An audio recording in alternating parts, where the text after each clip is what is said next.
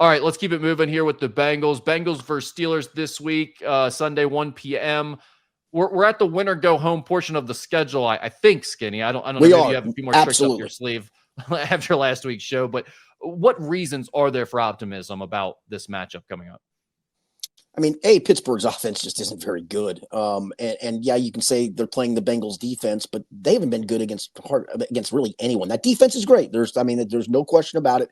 It is a very, very good defense.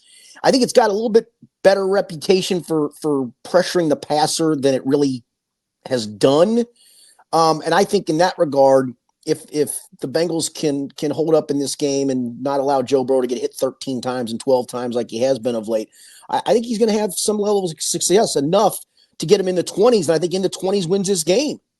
But do you think that's possible for the Bengals offensive line to keep Joe Burrow upright? I mean, they haven't done it against worse pass rushing attacks. Well, again, I mean, but you look at also dropping back 56 times. If he tries to drop back 56 times in this game, that's probably a problem too. Fair point.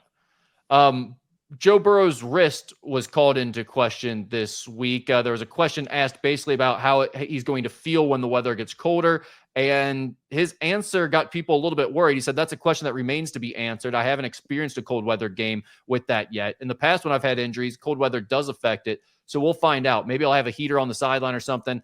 I haven't really thought about that yet, but we'll see. That was the only quote that I heard about the wrist. I don't know if there was more. I see a lot of headlines coming out after it about there's concern about the wrist, that Joe's bringing up that he might have issues with it.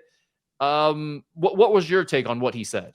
I was surprised at his honesty with it. And then it was followed up with, how did you throw in practice today? And he said, not great. And so it made you think, okay, it wasn't real like sickening cold yesterday, but it was cold enough. It wasn't comfortable to be outside, and to put the 2 and 2 together. You're thinking, man, is he setting himself up for, maybe not being 100% to play on Sunday? I don't think that's the case. I'll believe it when I see it, but his honesty was interesting to me. Yeah, I mean, he's not the type of guy who's like going to start faking an injury and then call it quits on the season or anything. So I don't think you have to worry about anything like that. I think this is just genuinely him being honest that either he's concerned about the wrist acting up, or maybe he's already feeling the wrist start to act up and he's worried about it getting worse. Obviously, if it's the latter, it's a real concern. If it's the former, I guess you just have to hope for the best if you're a Bengals fan. But I will admit that even though his exact quote isn't too concerning, the general vibes felt a little bit off. Well, because this Sunday is going to be really cold. It's going to be high, maybe 30 degrees with some wind chill involved with that. And I think he probably realizes it is going to bug him a little bit. And he's taking the question is how much. Well, there's that part too. And keep in mind, he's listed each week on the injury report still. He's been a full participant, but it lists him on the injury report with the wrist, which means that he's still getting treatment on it at this point, which I guess makes sense. So that's not alarming, but just so people know, when you see him on the injury report where it says wrist full participant, means he's just getting treatment, which again, he's been getting all year. And, it's not new. Yeah, correct. We are at the portion of this season, because the Bengals are struggling, where each week someone that is either no longer with the team, or maybe they're just a national personality, takes a shot at them and ownership, or however they're doing things. So this week we'll start with Joe Mixon. And Joe Mixon not only took aim at the organization and the coaching staff, now he's being used. He took aim at them lame-ass beat writers. Potentially you, Skinny. Was he talking about you? He said, when it came down to it, it was an unfortunate situation where things changed a little bit. And obviously they had them fake-ass beat writers, reporters. I don't care. I'm not there anymore. When it comes down to it, my teammates know what it is. Who are the fake-ass beat writers, reporters? Like, which one of you doesn't actually have credentials or shouldn't actually have credentials? I'm going to cite Ben Baby. You know what it is, Baby Ben? That's what he says.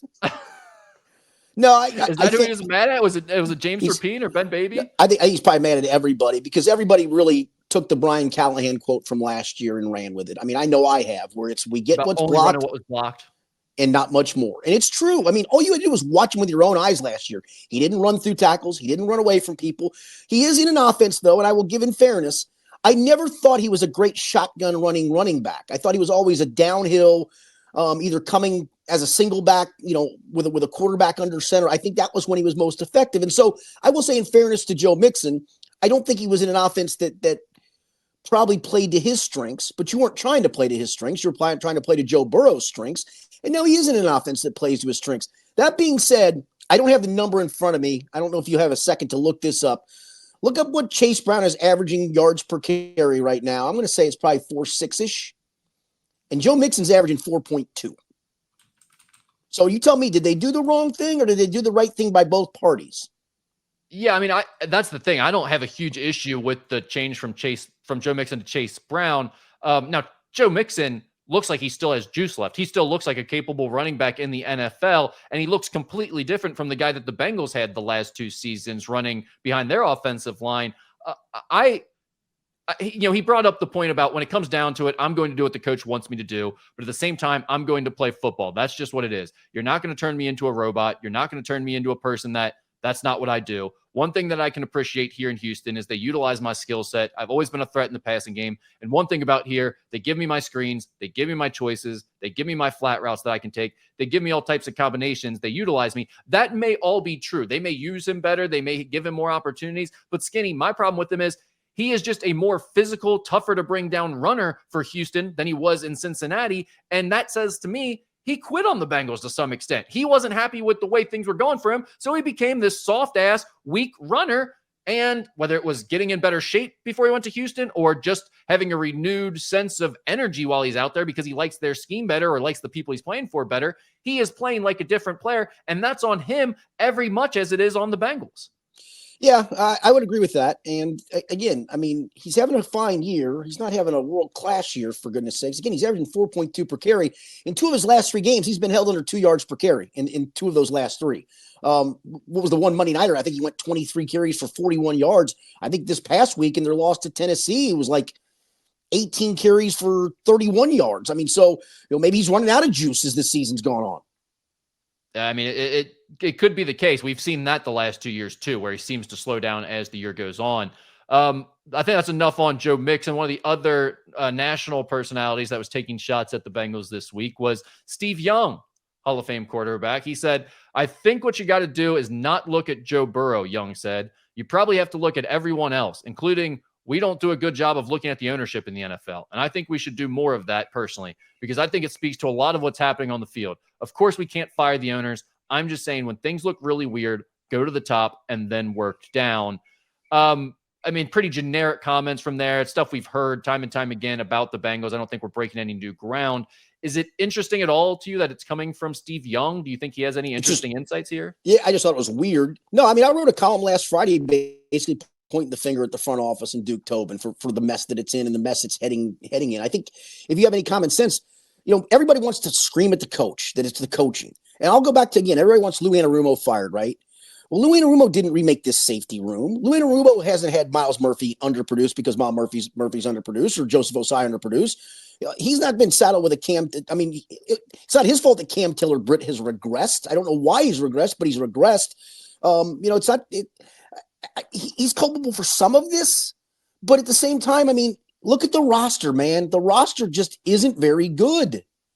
Yeah, I mean, I agree with you on a lot of that. I will say certain things like, I mean, Cam Taylor regressing player development is part of what you do as a coach. It is, Rick, but I mean, they've literally, he's spelled it out to us of the things that Cam needs to do better. And I guarantee you they've coached him on it. And yet he doesn't seem to carry that into games.